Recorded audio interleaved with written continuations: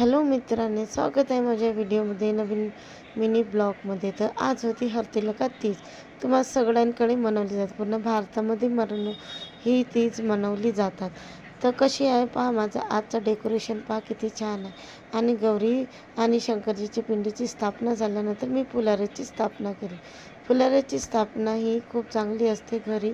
तर कोणाकोणाला फुलाऱ्याचं महत्त्व माहीत आहे ते मला कमेंट्स बॉक्समध्ये नक्की सांगा. कारण की सगळ्यांकडे फुलाराचं दर्शन खूप चांगलं असते. याचं दर्शन केल्यानंतर आपले जेवढेही पाप असतं ते नष्ट होतात. पण याचं महत्त्व खूप चांगलं आहे. हे गौरीच्या दिवशीच लावलं जातं. आणि इथं मातीची शंकरजीची शिवलिंग बनवली जाते. शंकरजीची शिवलिंग झाल्यानंतर आपले घट आणि हे वाहनासाठी मी 5 केड्या किंवा 7 केड्या काढून ठेवली. कारण की संध्याकाळी हळदी कुंकवासाठी हे बाया येणार होते, म्हणून मी हे सर्व संध्याकाळची तयारी केली.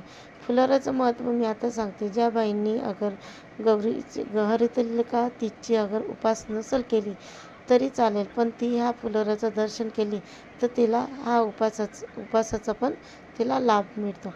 खरंच फुलोरा आपल्या घरी असला तर खूप चांगला वाटतं आणि मन शांत होतं. आणि हा कसं बनवायचा, आपल्याकडे जेवढी फुलं असतात, स्वस्तिकची, जास्वंदाची, पंचरंगी, पिवळे फूल, त्याचा हार होऊन एक टोकणीला बांधून याला आपल्याला तयार करावं लागते.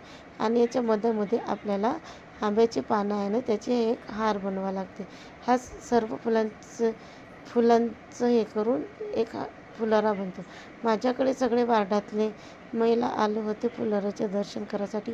कारण की ज्यांना ज्यांना माहीत असते ते फुलाराचं दर्शन करा. तर कसं वाटलं व्हिडिओ?